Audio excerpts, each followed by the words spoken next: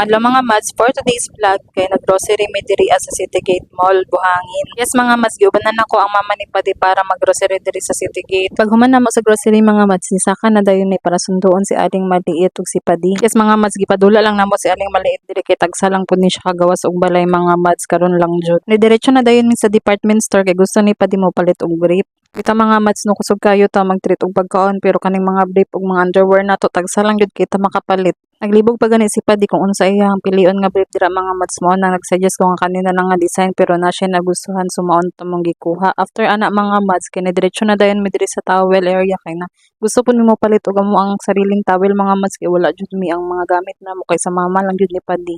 Kini si Aling Maliit mga mads kay dili na gusto magbaktas-baktas mo nang gisakay na lang siyang papa diri sa cart. Pagkahuman na mo pili sa mong mga kailangan mga mads kay nagnaog na dayon may while nag-wait mi sa mga bagahe nga among gipamalit dito sa grocery store diri may nagulat ni Aling Maliit sa ubos. So gipatuyok-tuyok sa nako si Aling Maliit mga mads para malingaw siya unya nag-outfit check na dayon ko sa iya kay bag-o na iyang shoes gipalit ka na ako na sa Shopee mga mads link in bio na lang. So while waiting mga mads kay amazed kaayo si Aling Maliit sa mga daghan kayong TV kay dagko jud kaayo ang screen gusto kaayo na palito ni Padi mga mads puhon kaluy-an no kung nanay kwarta mag-claim na to na mga mads ug i-manifest para makuha nato ng mga ingana nga butang unya sabayan na lang pud nato paningkamot. Fast forwards mga mads kay nakauli na miso ako kay nag general cleaning na lang po diri sa balay kay gubot jud kaayo mga mads. Una na akong gilimpyuhan diri sa lamisa kay alisdan nako na siya og mga cover og placemat mga mads kay naay bagong palit ang mama ni Padi.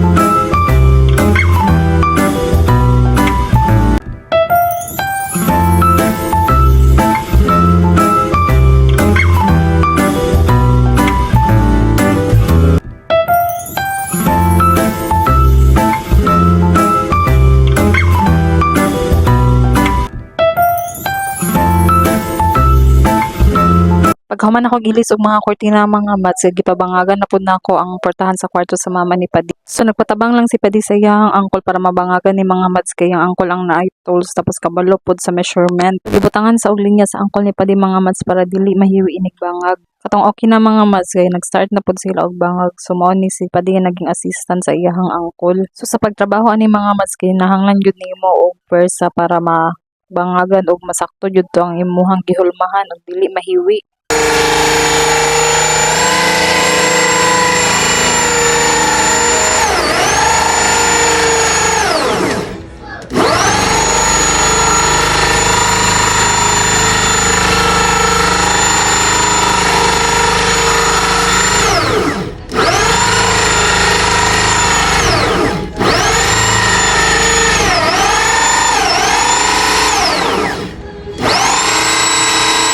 So after pila ka minutes mga mads kinabangag na jud ang portahan nga sudlan sa doorknob mga mads unya pila ka minuto mao na ni ang resulta mga mads wala na nako na videohan. Kay alas 5 na pud ning oras sa mga mads tingkaon na ni Aling Maliit. So while nagkakaon si Aling Maliit mga mads gatan-aw po na siya og iyang paborito nga Diana.